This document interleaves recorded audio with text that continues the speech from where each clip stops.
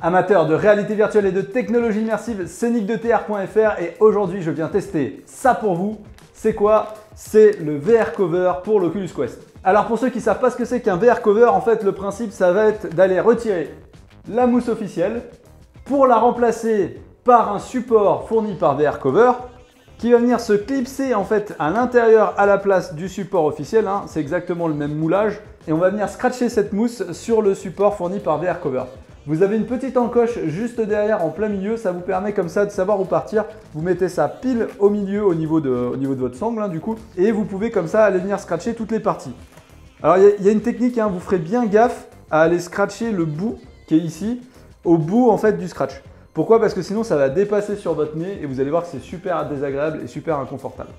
Allez, petit plan large des différents modèles que j'ai reçus pour vous les tester. Ici donc on a le moulage qui vient remplacer le moulage officiel. Donc il a remplacé celui-là.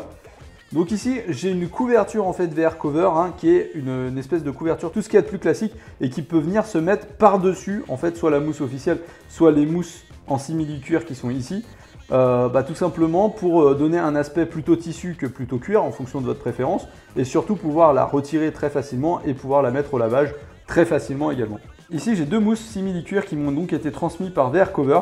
Je vous avoue qu'à part l'embout qui est ici, donc là qui est ici large et ici qui est étroit, je ne sais pas trop quelle est la différence entre les deux mousses. On a peut-être celle-ci qui est légèrement moins large, mais ça ne se joue pas à grand chose. Sans plus attendre, je remets donc l'interface de mon VR Cover. Alors vous voyez, ça va très vite, hop, c'est fait. Si vous voulez ajouter la couverture, en fait c'est très simple. Vous avez des petites lanières là, en bas et en haut. Une fois que c'est fait, vous avez un élastique que vous allez emmener autour des deux attaches ici et ici. Voilà, vous voyez là, j'ai mis la sangle autour. Et en bas, c'est pareil, vous allez tirer l'élastique jusqu'à venir, tac, se coincer ici. Et moi, je trouve que comme ça tient plutôt bien. Voilà, donc ensuite, vous réglez un petit peu le tissu, vous le tirez bien par-dessus. Et là, comme ça, comme vous pouvez le voir, on n'est pas trop mal.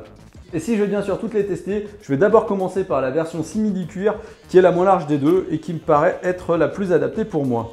Ceux qui suivent mes vidéos ont sans doute vu que j'ai pu porter sur le Quest mon laboratoire. Et donc vu qu'on a des VR Cover qui vont aller naturellement, vu qu'ils sont plus larges, réduire le champ de vision, je vous propose tout de suite d'aller voir de combien dans le labo et on commence avec la version à petit renfort.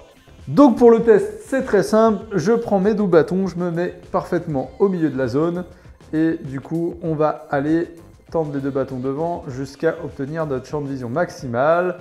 Et donc avec la petite version, donc j'étais à peu près à 93 sur la version officielle de la mousse. Et là, allez, top, je suis entre 90 et 91. Donc grosso modo, on perd vraiment pas grand chose quand même en champ de vision avec ces mousses renforcées en semi-cuir puisque j'ai dû perdre 2-3 degrés de champ de vision avec la version la plus fine des deux, en tout cas celle avec la base la plus fine. Et on va tout de suite tester la version avec la base un peu plus large.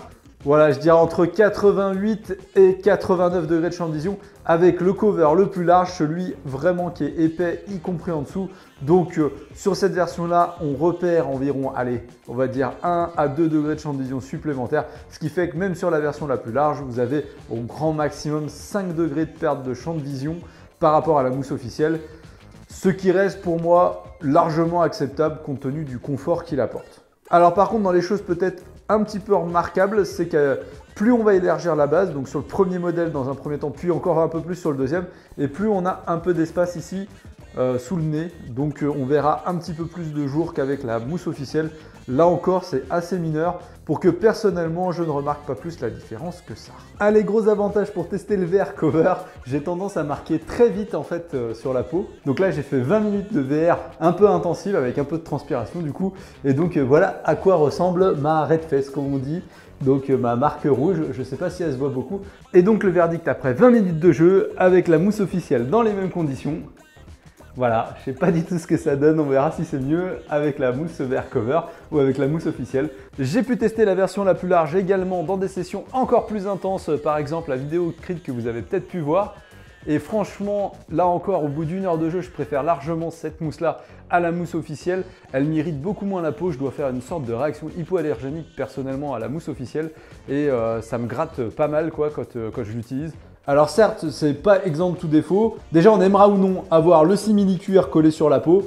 Ça, c'est vraiment une question de goût. Le gros avantage par contre du simili-cuir, c'est qu'il est assez facilement nettoyable. Donc quand on échange le casque, un petit coup de lingette avec de l'eau et hop, c'est un peu plus propre.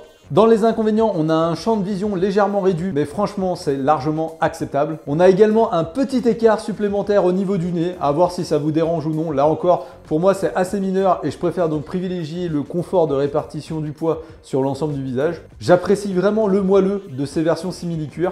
Et en particulier celle où on a la mousse la plus large. Alors faites attention par contre, si vous laissez pousser la barbe un peu comme moi et qu'elle monte assez haut, ça peut vite être dérangeant, voilà, c'est mieux quand c'est rasé.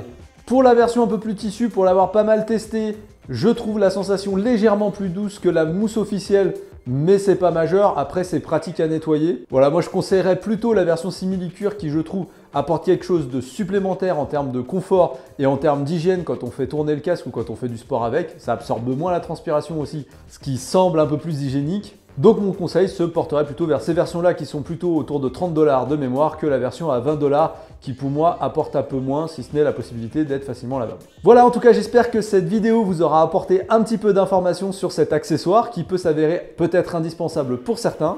N'hésitez pas à liker, partager la vidéo, à la commenter aussi si vous avez acheté un VR cover et que vous voulez poster votre avis. N'oubliez pas de vous abonner à la chaîne et d'activer la petite cloche si vous voulez être prévenu à chaque fois que je poste une nouvelle vidéo. Et moi, je vous dis à très bientôt pour de nouvelles aventures en réalité virtuelle. À bientôt les amis.